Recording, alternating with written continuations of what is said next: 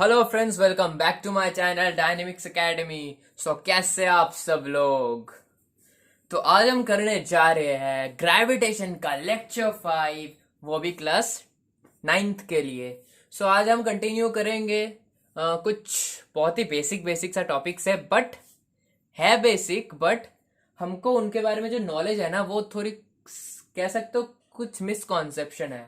तो आज हो जैसे कि एग्जांपल ले लेते हैं हम। मास कह रहे हो, वेट कह रहे हो, तो हम जो जनरली कहते हैं ना कि आपका वेट कितना है, मेरा वेट कितना है, तो वो वेट एक्चुअली क्या है और क्या नहीं है, जो हम कहते हैं वो असली में है क्या नहीं है, वो हम आज पता लगाएंगे कि मास और वेट में डिफरेंस क्या है, मास क्या होता है और वेट क्या होता है। तो चलिए शुरू करते हैं।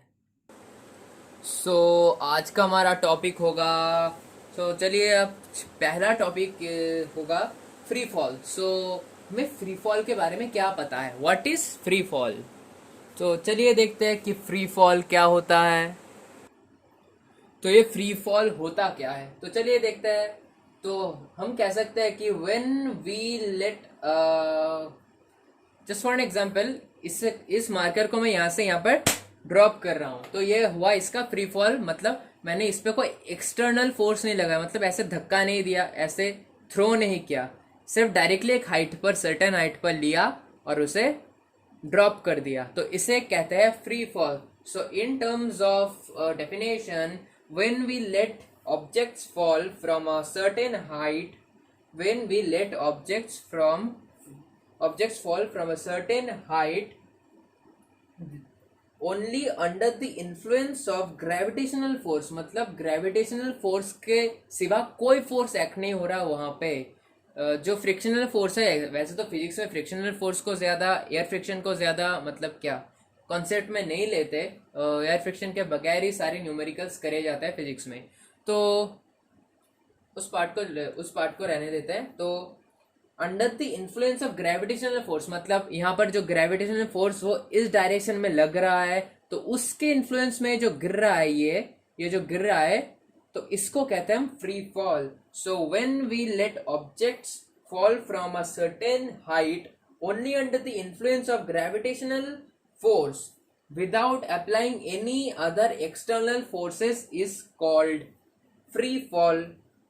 समझे आप, इसे कहते हैं हम फ्री फॉल। तो चलो डेफिनेशन लिख देते हैं आपके लिए। बोर्ड पे अच्छे से आपके लिए मैंने डेफिनेशन लिख दिया है। क्या लिखा है आप पढ़ ही सकते हो। When we let objects fall from a certain height only under the influence of the gravitational force without applying any other external forces on it, this particular phenomenon is known as free fall phenomena। ठीक है, हाँ ठीक है। तो इसे कहते हैं free fall. तो फ्री फॉल के अंडर में जो हमारे मतलब इक्वेशंस ऑफ मोशंस आते हैं ना, तो वो आपको तो पता है कि ग्रेविटेशनल एक्सेलरेशन, मतलब वहां पर जो हम एक्सेलरेशन लेते हैं मोशन चैप्टर में, वो आप ग्रेविटी के टर्म्स में, मतलब मैकेनिक्स में जब हम नॉर्मली एक्सेलरेशन को ए से डिनोट करते हैं, और ग्रेविटेशन के टर्म्स में ग्रेविटेशनल एक्सेलरेशन को हम डिनोट करते हैं जी के टर्म्स में, स्मॉल जी। तो इसका वैल्यू आपको पता है, अप्रोक्सीमेटली आता है 9.8 मीटर पर सेकेंड। ऐसे नहीं लिखते मीटर पर सेकेंड। सॉरी यार, स्क्वायर कौन लिखेगा, मीटर पर सेकेंड स्क्वायर।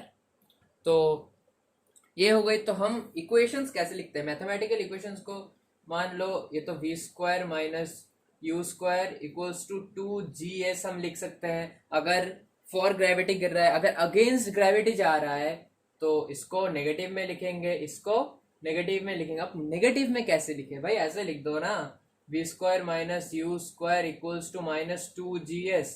इसका नेगेटिव हो जाएगा -9.8 हो जाएगा, तो -9.8 मतलब इससे मल्टीप्लाई होगा तो क्या होगा, -2GS ही होगा ना। तो ऐसे हम नेगेटिव बना सकते हैं इक्वेशंस को, जब अगेंस्ट ग्रेविटी बॉडी ट्रेवल कर रही हो, जब अगेंस्ट ग्रेविटी बॉडी ट्रेवल कर रही हो। तो समझ आई बात। तो ये था about all about free fall. So next topic is our mass and weight. क्या होता है मास और क्या होता है weight. So let's move on to our next topic. क्या होता है मास और क्या होता है weight.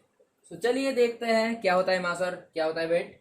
So what is mass? So mass को एक्चुअली हम स्केलर क्वांटिटी मानते हैं। मास को हम स्केलर क्वांटिटी ही क्यों मानते हैं? आपको याद है ना व्हाट इज स्केलर क्वांटिटी? तो scalar quantity is the physical quantity which, मतलब क्या, जिसका सिर्फ कोई डायरेक्शन नहीं है, सिर्फ और सिर्फ मैग्नीट्यूड से वो डिनोट हो जाता है। मैग्नीट्यूड से हमें पता लग जाता है कि वो एक स्केलर क्वांटिटी, जो क्वांटिटी है वो एक स्केलर क्वांटिटी है। और अगर वेक्टर क्वांटिटी हो तो क्या, आपको बताया था ना क्या होता है वेक्टर क्वांटिटी? वेक्टर क्वांटिटी मतलब जिसका डायरेक्शन भी हो और मैग्नीट्यूड भी हो। Magnitude as well as direction is mandatory. So mass के लिए तो व्हाट इज मास? तो हम इसे कह सकते हैं मास, पहला तो अमाउंट ऑफ सब्सटेंस और matter present in an object or body. So mass को कह सकते हैं अमाउंट ऑफ सब्सटेंस और matter present in an object or body. तो एक चीज में मान लो, क्या बताऊं, क्या एग्जांपल है, मान लो आपका बॉडी, नहीं बॉडी नहीं, मान लो एक ये डस्टर है, ये डस्टर है, तो डस्टर के अंदर जो अमाउंट ऑफ सब्सटेंस है उसका जो मतलब मेजर होता है उसे कहते हैं हम मास। मतलब अमाउंट ऑफ सब्सटेंस का जो मेजरमेंट होता है उसको कहते हैं मास। तो मास का एसआई यूनिट क्या होता है? मास का एसआई यूनिट, जी हाँ, केजी होता है। KG SI unit, system internationally. और ये होता है, और एक डिफरेंस निकलो, ये डिफरेंशिएशन में आता है, सॉरी डिफरेंशिएट करने में आता है। क्वेश्चन में ऐसे पूछेगा कि differentiate between mass and weight, और कितना 4 मार्क्स आ सकते हैं, 3 मार्क्स का भी आ सकता है। तो वैसे मैं आपको क्वेश्चन छोड़कर नहीं आना है, यहाँ पर लिख दे रहा हूँ, वही जाकर वहां पर कॉपी पेस्ट तो नहीं कहूंगा, कंसेप्ट समझ के वहां पर लिखना है, अपने भाषा में, अपने ही लैंग्वेज में लिखना है। कॉपी पेस्ट मत मारो यार, बी लॉजिकल। तो क्या हुआ, ये होगा स्केलर क्वांटिटी।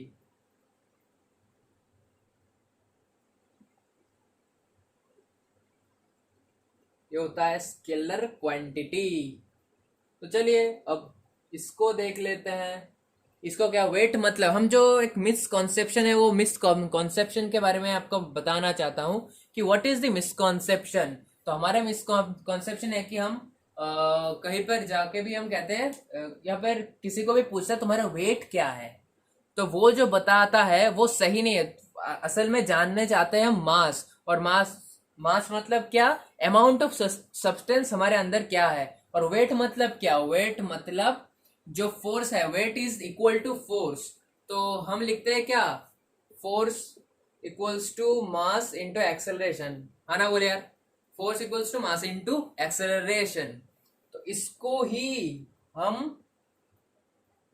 फोर्स, और मतलब मैं तो आपको समझाता हूं, जो ये मतलब मान लो ये एक वेट मशीन है, हाँ, यहाँ पर आप मस्त खड़े हो,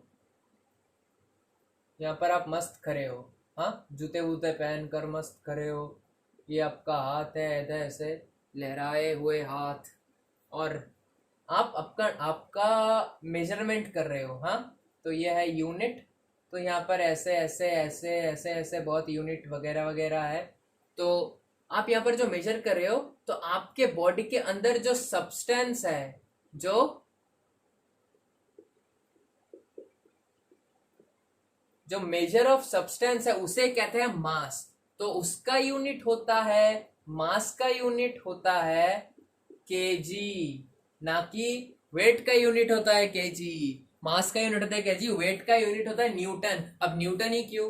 क्योंकि इस फोर्स को हम वेट के टर्म्स में W इक्वल्स टू mg लिखते हैं। अब जी क्यों? क्योंकि आप यहाँ खड़े हो, आप वेट मेजर कर रहे हो, नहीं मास मेजर कर रहे हो, वेट ही मेजर कर रहे हो। तो यहाँ पर जो ग्रेविटेशनल फोर्स लग रहा है तो वो भी तो कैलकुलेट होना चाहिए। ग्रेविटेशनल जो नीचे की तरफ तुमको एक फोर्स दे रहा है, जो एक्सेलरेशन क्रिएट कर रहा है, जो भी है, तो वो भी तो कैलकुलेट होना चाहिए, जो जी है, जी। तो इसी वजह से हमारा मिसकॉन्सेप्शन, अब शायद तुम्हारा मिसकॉन्सेप्शन नहीं है। तो इसका यूनिट आता है किसमें, न्यूटन में, इसका यूनिट न्यूटन में आता है, ये याद रखना है। SI unit of weight is newton और SI unit of mass is क्या क्या बताया था आपको, केजी, क्या है, केजी। तो चलिए उस साइड को मिटा देते हैं, मिटाकर आपको समझाते हैं कि वेट का कैरेक्टरिस्टिक्स क्या है। तो इधर आप सिंपली लिख दो क्या, वेट क्या होगा, दी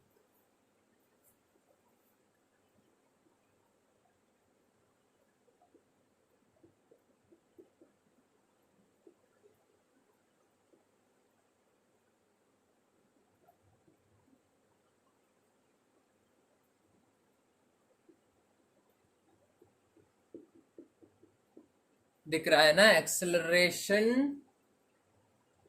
ड्यू टू ग्रेविटी। पता है ना आपको एक्सेलरेशन ड्यू टू ग्रेविटी क्या होता है, जो एक्सेलरेशन हमारे एटमॉस्फेयर में होता है, अर्थ लाता है, जो ग्रेविटी का एक्सेलरेशन होता है, तो उस इन्फ्लुएंस में अगर कोई बॉडी गिरता है तो वो गिरता है influence with the acceleration due to gravity, उसे कहते हैं acceleration due to gravity.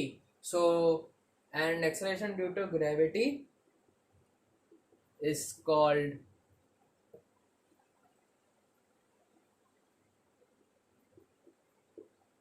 weight।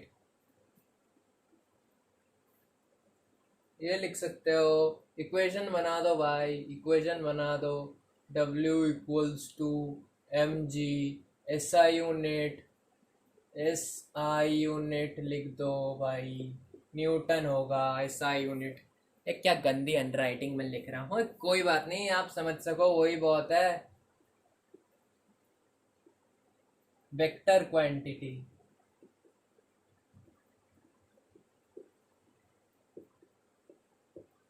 Vector quantity होता है। अब वेक्टर क्वांटिटी ही क्यों होता है, ये आपके दिमाग में क्वेश्चन जरूर आया होगा कि वेक्टर क्वांटिटी ही क्यों होता है।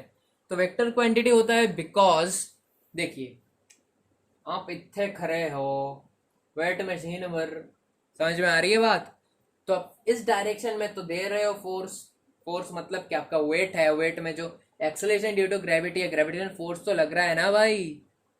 तो यहाँ पर जब लग रहा है मतलब तुम्हारा मास है, तो एक्सेलरेशन भी इस डायरेक्शन में लग रहा है। तो अगर एक्सेलरेशन इस डायरेक्शन में लगता, ये जो एक्सेलरेशन ड्यू टू ग्रेविटी है ना जी, इस डायरेक्शन में लगता, तो आप थोड़ा इस डायरेक्शन में फोर्स फील करते और शिफ्ट हो जाते, पर ऐसा नहीं हो रहा है, ये एक सर्टेन डायरेक्शन में ही जा रहा है। तो अगर इस डायरेक्शन में गया तो इम्पैक्ट कुछ और होगा, मतलब जो चीज यहाँ पर हो रही थी, आपका वेट मान लो 60 kg आ रहा था, वो 60 kg के हटके वो आपको धक्का देके तो ले ही जाएगा, वहां पर शिफ्ट होके 35 या ऐसा कुछ रीडिंग दे देगा, गलत रीडिंग दे देगा, क्योंकि आपका फोर्स यहाँ से नहीं यहाँ से लग रहा है। समझ आई मेरी बात। और जहां पर फोर्स है वहां पर एक्सेलरेशन है, एक्सेलरेशन और फोर्स भाई भाई, तो ये आप याद रखना। तो ये मैंने डिफ्रेंशिएट करा दिया। और अगर वेट कैलकुलेट करना हो, और वेट मतलब मैं कह रहा हूँ कि ये जो वेट होता है ये फोर्स के बराबर होता है, मैंने कह दिया।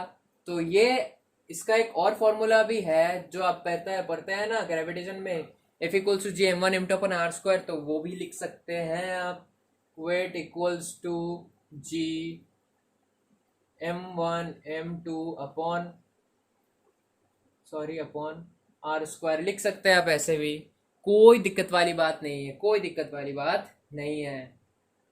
सो वैसे ये था all about our mass and weight. तो होपफुली आपको समझ में आया होगा, मास मतलब एक चीज में कितना क्वांटिटी ऑफ मैटर है उसको कहते हैं मास, जिसका ऐसा यूनिट होता है केजी। और वेट का और वेट मतलब क्या, जो फोर्स लगता है एक ऑब्जेक्ट पर ग्रेविटेशन के वजह से या फिर कुछ भी कह लो, और जिसका प्रोडक्ट होता है मास और एक्सेलरेशन ड्यू टू ग्रेविटी का, उसको कहते हैं वेट, जिसका ऐसा यूनिट होता है न्यूटन। और फॉर्मूला भी है क्या, W equals to M G या फिर W equals to G m1 m2 upon are square, मतलब एक दोनों मास के बीच में जो वेट, मतलब वेट क्या बोलो, फोर्स ही होता है, जो फोर्स होता है उसको हम कैलकुलेट कर सकते हैं। तो होपफुली आपको समझ में आया होगा। तो नेक्स्ट टॉपिक में मूव करते हैं। सो हमारा टॉपिक है थ्रस्ट एंड प्रेशर। तो क्या होता है भाई थ्रस्ट एंड प्रेशर। थ्रस्ट मतलब फोर्स, फोर्स का अलग वर्ड होता है थ्रस्ट, तो इसमें कोई डिफरेंस नहीं है। और एग्जाम में पूछे व्हाट इज थ्रस्ट तो कंफ्यूज मत होना। तो प्रेशर हमको क्या पता है, व्हाट इज प्रेशर? प्रेशर हमारा एग्जाम वाला प्रेशर नहीं है ये। हाँ, वो भी एक टाइप का प्रेशर होता है। तो प्रेशर का डेफिनेशन अगर हम लिखे तो क्या लिखे भाई साहब, इजी है भाई। तो हमको बचपन में एक फॉर्मूला पढ़ा था हमने, याद है आपको? प्रेशर बराबर फोर्स अपॉन एरिया, एरिया याद है ना आपको? तो इससे ही आप डेफिनेशन बना सकते हैं, बहुत आसानी से डेफिनेशन बना सकते हैं। तो चलिए शुरू करते हैं बिना किसी बॉलीवुड के। सो प्रेशर इक्वल्स टू क्या होता है? Force exerted per unit area is called, अरे क्या लिख रहा, प्रेशर का स्पेलिंग देखो, PRE नहीं भाई, PRESSUR, प्रेशर। तो समझे मेरी बात? इसका मतलब क्या है भाई साहब? बहुत सिंपल मतलब है, P इक्वल्स टू फोर्स, अरे हटा यार, क्या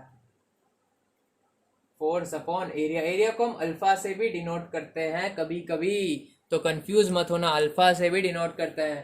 तो P equals to force upon area, force upon area. तो इसका मतलब क्या है, मैं आपको सीधे सीधे बता देता हूँ।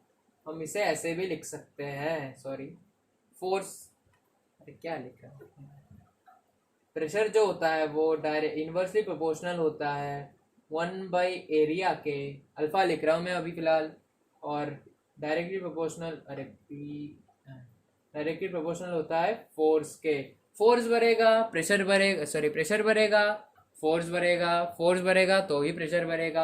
अगर एरिया बढ़ता है, अगर एरिया बढ़ जाता है तो प्रेशर ऑब्वियसली घटेगा। So if the area decreases the pressure increases, and if the force increases pressure also increases. So मान लो कि एग्जाम्पल लेते हैं, एक एग्जाम्पल लेते हैं कि देखिए, एक तो फोर्स आप लिख सकते हैं कि F equals to M A, तो वहां से आप इसका यूनिट लिखते हैं क्या? एक तो जानते हैं हम पैस्कल, एक जानते हैं हम पैस्कल, है ना बोले यार, और दूसरी क्या जानते हैं हम? एसआई यूनिट, जो असली में एसआई यूनिट है इसका क्या है? इसका क्या है? न्यूटन। और इसका क्या है? एरिया का मीटर स्क्वायर। तो क्या हुआ भाई साहब? न्यूटन पर मीटर स्क्वायर, न्यूटन पर मीटर स्क्वायर हो गया इसका SI यूनिट। समझ में आई मेरी बात? तो अब देखो, अब मैं कॉन्सेप्ट समझाने जा रहा हूं, तो ध्यान से समझना। तो अगर अगर हम क्या बताऊं, रुको। आपको कैसे समझाए, देखिए इसको मैं प्रैक्टिकली आपको समझाता हूं। ये क्या है? ये पेन है। तो इस पेन के जो टिप है इस पे क्या है? एरिया बहुत कम है, और इसमें मैं थोड़ा सा फोर्स अप्लाई करूंगा और देखना ये इस वेलवेट को फाड़ देगा, इस वेलवेट को फाड़ देगा। अब देखना थोड़ा सा ही फोर्स लगाऊंगा, अब देख रहे हो इसको फाड़ दिया, यहाँ पे इस पोजीशन में इसको फाड़ दिया। तो यहीं पर अगर मैं इसका एरिया थोड़ा बड़ा कर देता हूँ, मतलब इस ऑपोजिट साइड को दे देता हूँ, मतलब एरिया मैंने बढ़ा दिया और फोर्स भी ज्यादा ही लगाऊंगा, बट कोई इम्पैक्ट पड़ रहा है क्या? कोई इम्पैक्ट पड़ रहा है क्या? नहीं पड़ रहा है ना? तो यहाँ पर इम्पैक्ट पड़ा था क्योंकि यहाँ पर एरिया कम था और प्रेशर ज्यादा था। तो यहाँ से हम प्रूव कर सकते हैं कि pressure is inversely proportional to area. तो एरिया बढ़ेगा तो प्रेशर घटेगा। तो और एक एग्जांपल ले लो कि आप पिन लेकर आपको आपके हाथ में लगा रहे हो, मतलब ऐसे पिंच कर रहे हो, तो पिंच करने के वक्त आपको बहुत लगती है, मतलब ब्लड वर्ड निकलता है, क्लॉट, बट ब्लड क्लॉटिंग होती है, तो वहाँ पर आपका हाथ वाउंडेड हो जाता है। तो देखिए, तो वहाँ पर उस पिन का जो एरिया है, जो एकदम टिप में जो एरिया है वो बहुत ही कम है, बहुत ही माइक्रोस्कोपिक नहीं कहूँगा, बहुत ही माइन्यूट सा है एरिया। तो यहाँ पर अगर एरिया हम घटा देते हैं तो प्रेशर बढ़ जाता है, थोड़े से फोर्स लगाने से आपके हाथ में छेद हो जाती है और वहाँ से ब्लड निकलना शुरू होता है। तो वैसे ही अगर आप एरिया बढ़ा देते हैं, मतलब इस पेन का यहाँ पर तो एरिया बहुत ज़्यादा है, तो यहाँ पर ज़्यादा है तो मैं यहाँ पर लगा रहा हूँ, कुछ नहीं हो रहा। अगर मैं यहाँ पर सेम चीज़ मैं मेरे पेन से करूँगा हाथ में तो यहाँ पर छेद हो जाएगा और ब्लड निकलेगा। तो वैसे ही pressure is directly proportional to force and inversely proportional to area. तो समझ आई बात। तो चलिए नेक्स्ट टॉपिक में मूव करते हैं। सो नेक्स्ट टॉपिक, थ्रस्ट तो आपको पता ही है, थ्रस्ट को फोर्स लिख दो भाई साहब, फोर्स लिख दो भाई फोर्स, थ्रस्ट लिख दो, force equals to mass into acceleration लिख दो यार, मास इनटू एक्सेलरेशन लिख दो यार, या फिर कुछ भी लिख दो, force equals to G m1 m2 upon are square या डी स्क्वायर, जो भी आप कहो। हाँ मैं तो कहता हूँ आर स्क्वायर, रेडियस बना देता, आर स्क्वायर लिख देता हूँ, रेडियस ठीक नहीं है, डिस्टेंस है। और आप डी स्क्वायर भी लिख सकते हो, आर स्क्वायर भी लिख सकते हो, इट्स अप टू यू। सो चलिए नेक्स्ट टॉपिक में मूव करते हैं। तो नेक्स्ट टॉपिक हमारा बायंसी या फिर बायोटिक फोर्स या फिर अपथ्रस्ट या फिर कह लो फोर्स ऑफ बायंसी। तो इतने सारे नाम तो बता दिए, अब ये चीज क्या है वो भी बता देता हूँ, सब्र करो। ये है तुम्हारा बकेट नहीं, जो भी करो कंटेनर है। ये तुम्हारा सिलेंड्रिकल कंटेनर है, ठीक है ना। तो इसमें मान लो पानी भरा हुआ है, क्या भरा हुआ है, पानी। तो भर लिया मैंने पानी, कोई बुराई वाली बात नहीं है, कोई दिक्कत वाली बात नहीं है। तो भर लिया मैंने पानी से।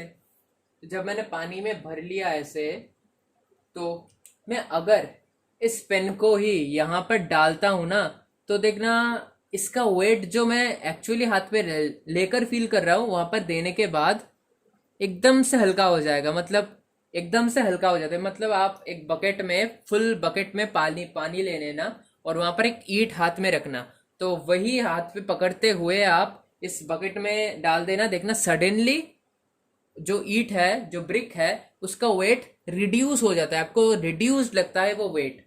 तो क्यों लगता है वो रिड्यूस्ड? क्योंकि इस पानी में जब आप जिस ईंटे वीटे जो जिसका बात मैं कर रहा हूँ, ईंटे वीटे जब डुबा दी आपने, तो ईंट जब आपने डुबा दिया, तो इस डायरेक्शन से एक फोर्स, एक वाटर से एक फोर्स निकलती है, ऐसे एक फोर्स इसको धक्का मारती है। तो इस फोर्स को हम कहते हैं बायोएंसी या फिर बायोटिक फोर्स या फिर अपथ्रस्ट। तो आप कुछ भी बुला सकते हो। तो इस फोर्स को हम कहते हैं क्या भाई साहब, अपथ्रस्ट। तो यहाँ पर देखना, एक चीज नोटिस करना, न्यूटन थर्ड लॉ याद है ना भाई। इधर एक्शन, इस डायरेक्शन में एक्शन, इस डायरेक्शन में रिएक्शन, याद है ना न्यूटन थर्ड लॉ। तो सब कुछ सब चीज़ों के साथ रिलेट करो। तो होपफुली आपको ये एक्सपेरिमेंट करके देखना, जो भी समझ में ना आए ना, एक्सपेरिमेंट करके देखना, या फिर उसको समझने की तरह तरह से कोशिश करना प्रैक्टिकली। की चीज़ है ना कि प्रैक्टिकली अगर आप समझ जाते हो ना, तो और किसी बुक और थ्योरी की ज़रूरत ही नहीं होती। तो नेक्स्ट टॉपिक ये तो था बायंसी के बारे में। तो मैं डेफिनेशन नहीं लिख रहा, आप खुद बना कर लिख लेना। जो अपथ्रस्ट होता है उसको ही बनाकर लिख लेना, जो अपोजिट फोर्स ये वगैरह वगैरह आता है तो आप लिख लेना। तो नेक्स्ट टॉपिक है हमारा,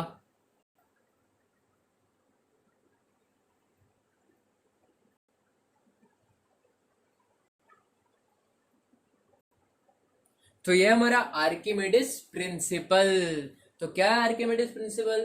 तो आर्किमिडीज ने, जो मैथमेटिशियन थे, बहुत बहुत बहुत बहुत मतलब फादर ऑफ मैथमेटिशियन थे, उन्होंने कहा था, एक प्रिंसिपल दिया था। तो प्रिंसिपल क्या है भाई साहब? अकॉर्डिंग टू आर्किमिडीज प्रिंसिपल, लिख लो भाई। According to Archimedes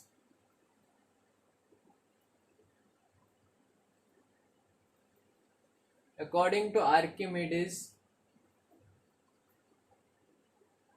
Archimedes principle, तो उन्होंने क्या कहा था? when a solid when a solid body or an object, according to Archimedes principle,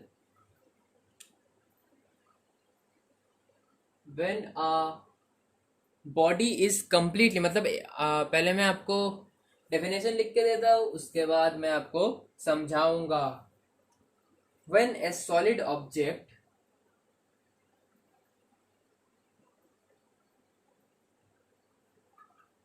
object or body कह लो, बॉडी पार्शियली और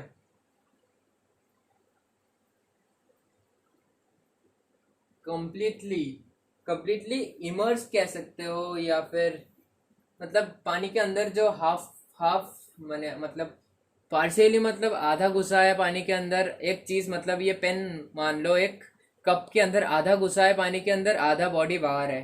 तो अगर पार्शियली हो या फिर कंप्लीटली मतलब पूरा ही पेन डूबा हुआ है, तो ऐसे कंडीशन में इमर्स्ड हो.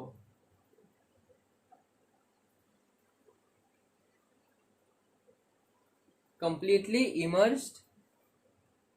सो वहां पर तो इमर्स तो लिखने नहीं होगा, इमर्स्ड इन फ्लूइड कह सकते हो या फिर लिक्विड कह सकते हो, फ्लूइड कहना बेहतर रहेगा. So according to Archimedes principle, when a solid object or body partially or completely immersed in a fluid, समझ रहे ना बात. दी मतलब क्या कहूँ, दी दी डेफिनेशन ठीक ठाक हो रहा है ना. हाँ, दी fluid exerts a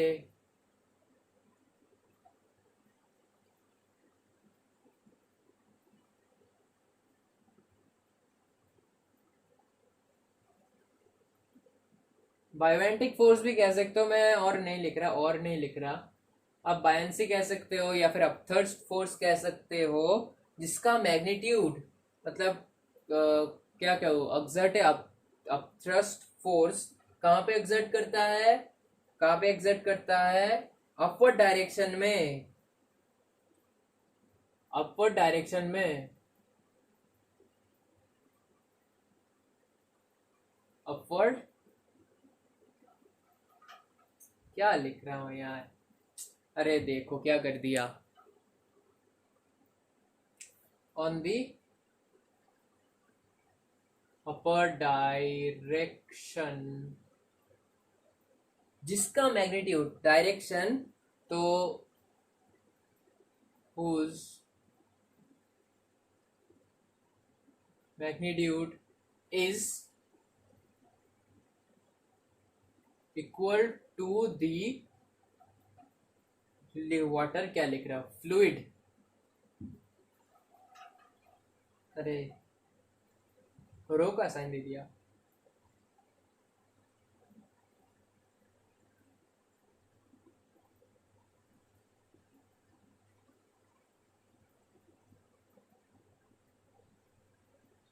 तो ये होता है आर्किमिडीज प्रिंसिपल.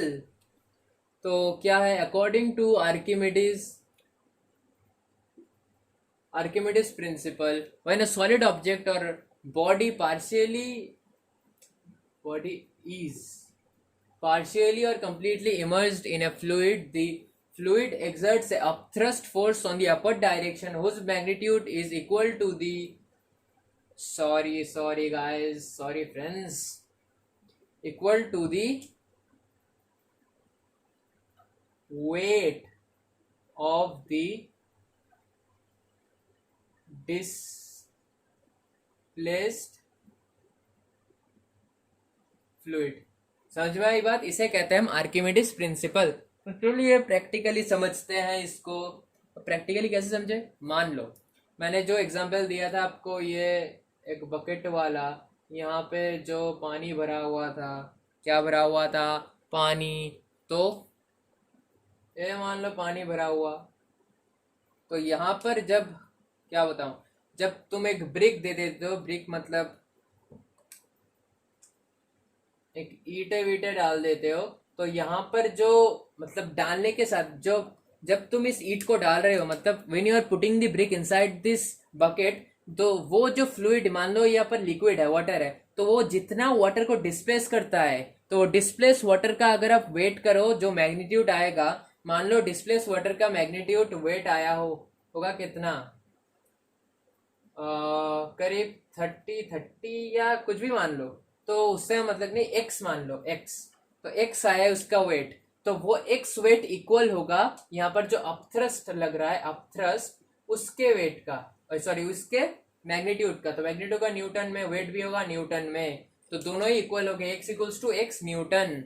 तो यहाँ पे ये आर्किमिडीज प्रिंसिपल वही कह रहा है कि according to Archimedes principle when a solid, ये सॉलिड है, solid object is partially or completely, और पार्शियली मतलब क्या, आधा, आधा इधर, आधा हिस्सा इधर है और आधा डूबा हुआ है, आधा हिस्सा इधर है और आधा डूबा हुआ है। तो यहाँ पे जो आधा जब डूबा था तो तब जितना लिक्विड डिस्प्लेस किया उसका वेट एंड जो अपथ्रस्ट फोर्स लग रहा है उसका मैग्नीट्यूड इक्वल होगा, मतलब वेट का मैग्नीट्यूड और फोर्स का मैग्नीट्यूड इक्वल होगा, यही कह रहा है हमारा आर्किमिडीज प्रिंसिपल। तो बहुत अच्छा है ना यार आर्किमिडीज प्रिंसिपल। तो होपफुली आपको समझ में आया होगा। तो मूव करते हैं नेक्स्ट टॉपिक में, जो कि है हमारा, क्या है भाई नेक्स्ट टॉपिक, क्या कराएंगे, चलो कुछ डेंसिटी वेंसिटी बोलते हैं। सो ये है डेंसिटी, मतलब क्या है डेंसिटी, अरे भाई ये है डेंसिटी, कुछ मतलब समझे, कुछ मतलब समझे, बताता हूँ भाई बताता हूँ। डेंसिटी मतलब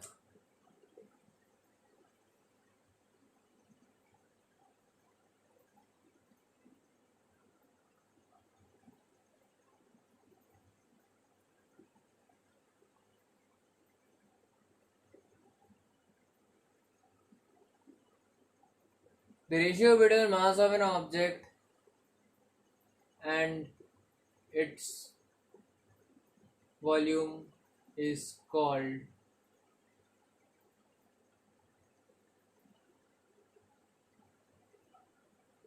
डेंसिटी। भाई साहब इतना सिंपल डेफिनेशन, इतना सिंपल डेफिनेशन, जी हाँ। तो ये क्या है भाई साहब, ये है रो, ग्रीक लेटर में हम इसे कहते हैं रो। अरे क्या पी लिख रहा हूँ,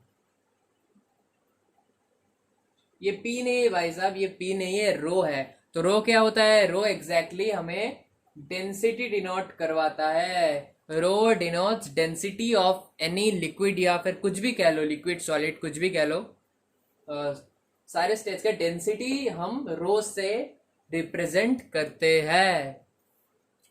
सो रो से हम और कुछ बहुत कुछ रिप्रेजेंट करते हैं, जैसे कि आप करंट इलेक्ट्रिसिटी में ले लो, करंट इलेक्ट्रिसिटी में हम इसको रेजिस्टेंस, सॉरी रेजिस्टेंस क्या कह रहा हूँ, रेजिस्टिविटी के नाम से यूज करते हैं, हम इसे रेजिस्टिविटी मानते हैं। अब फ्लूइड मैकेनिक्स में हम इसको क्या मानेंगे भाई साहब, डेंसिटी मानेंगे फ्लूइड मैकेनिक्स में।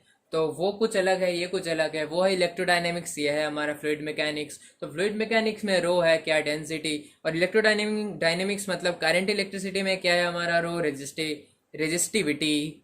तो डेंसिटी और रेजिस्टिविटी बहुत सिमिलर टर्म्स है बट अलग है। तो चलिए इसका एसआई यूनिट क्या होगा भाई साहब, इसका केजी, इसका मीटर क्यूब, तो क्या हो गया केजी पर मीटर क्यूब, मतलब -3।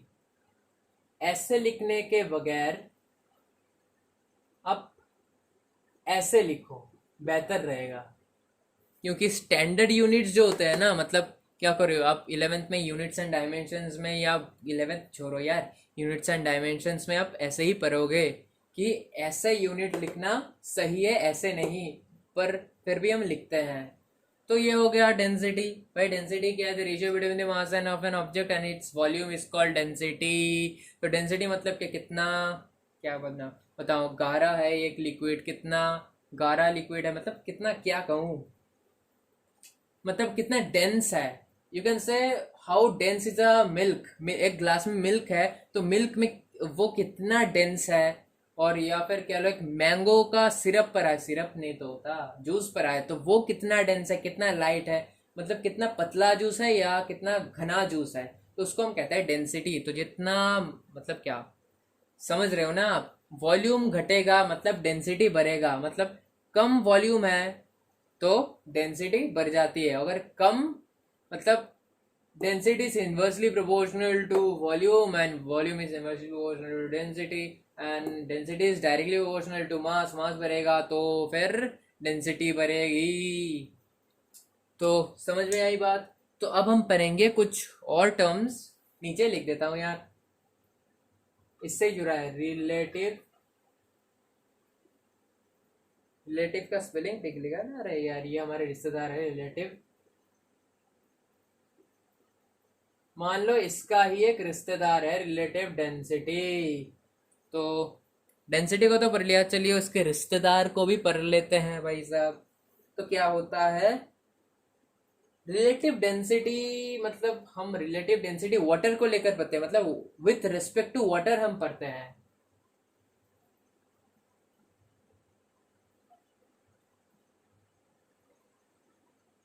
Relative density equals to density of substance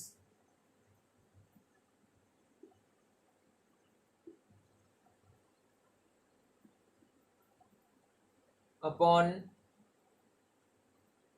density of water।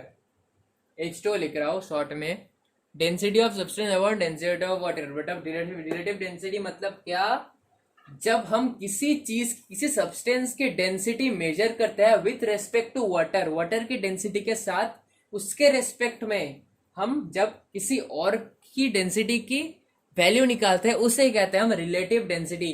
जैसे मान लो टाइम इंडिपेंडेंट है तो हम क्या लिखते हैं, एक्सेलरेशन को लिख सकते हैं v बाई टी, या फिर कहो तो dv by D T differentiate करके।